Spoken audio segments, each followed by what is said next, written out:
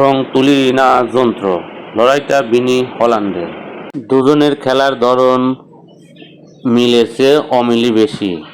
একজন বল নিয়ে কারিকুরি যদি শিল্পের রং তুলিতে কোনো মোহনীয় চিত্রকর্ম হয়, আরেকজন তাহলে বল পেলে হয়ে যান বিশ্বসেরা প্রকৌশলী তৈরি নিখুঁত একটা যন্ত্র, যিনি গোলের পর গোল করে যেতে পারেন আক্রোশে। জুনিয়র ও আর্লিং হল্যান্ডের মধ্যে অবশ্যই একটা বড় মিল। আজ ব্রাজিল নরওয়ে ম্যাচে দুজনের উপরেই চোখ থাকবে সবচেয়ে বেশি। এখন পর্যন্ত বিশ্বকাপে দুইজনের পারফরম্যান্সই আশা দেখাচ্ছে দুই দলকে। ব্রাজিলের হয়ে ভিনিসিউস করে ফেলেছে 4 গোল। গোল পেয়েছেন গ্রুপ পর্বে 3 ম্যাচে, মনে করিয়ে দিয়েছে রোমারিও, রোনাল্ডো, রিভালদোর মতো কিংবদন্তিদের। 3 ম্যাচে হয়েছে ম্যাচ সেরা। নক আউটের প্রথম ম্যাচে জাপানের বিপক্ষে গোল পাননি, তবে ভীতি ঠিক ছড়িয়েছেন প্রতিপক্ষ রক্ষণে। পেয়ে যেতে পারতেন টুর্নামেন্টের অন্যতম সেরা গোলও। অন্যদিকে হল্যান্ডের খেলা দেখলে কে বলবে 28 বছর পর বিশ্বকাপে এসেছে তার দল, আর এটাই তার প্রথম বিশ্বকাপ। এখন পর্যন্ত 5 গোল করে ফেলেছেন।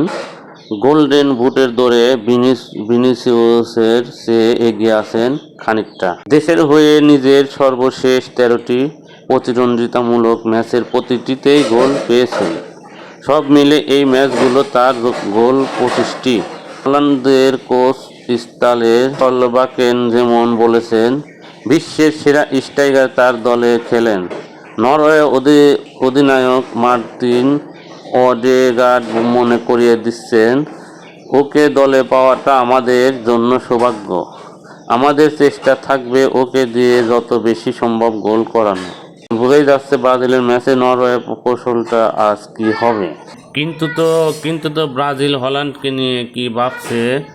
মাতেউস কুনিয়া ম্যাচের আগে অবশ্যই বলেছেন, শুধু হল্যান্ডকে নিয়েই আমরা ভাবছি না, নরওয়ে দলে আরও অনেক ভালো খেলা। তবে হল্যান্ডকে নিয়ে ব্রাজিল ঠিকই ভাবছে, যেমন নরওয়ে ভাবছে ভিনিসিউসকে নিয়ে।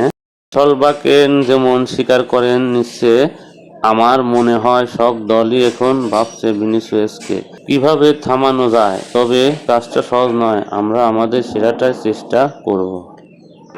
এদিকে নরওয়ের 35 বছর বয়সী গোলকিপার অরিয়ান নিলান্ডের লা লিগার সেভিয়ার হয়ে ভিনিসিউসের বিপক্ষে খেলার নিয়মিত অভিজ্ঞতা আছে।